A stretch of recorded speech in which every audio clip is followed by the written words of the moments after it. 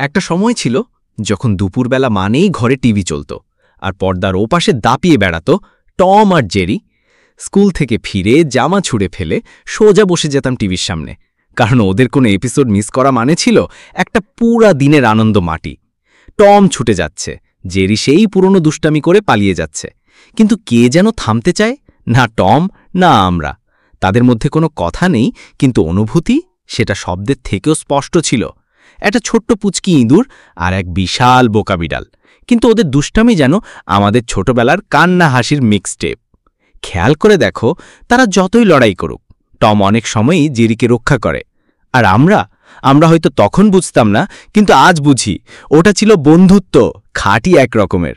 আজকে চারপাশে 3D cartoon, চকচকে গ্রাফিক্স, কিন্তু চোখ বন্ধ করলে এখনও ভেসে ওঠে সেই 2D টম আর জেরির মুখ।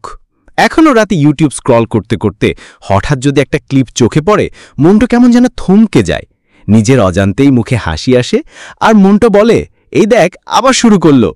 হয়তো আমরা বড় হয়ে গেছি, কিন্তু টম জেরি সেই দুনিয়া আজও আমাদের ভেতরে সেই ছোট্ট মানুষটাকে জাগিয়ে তোলে।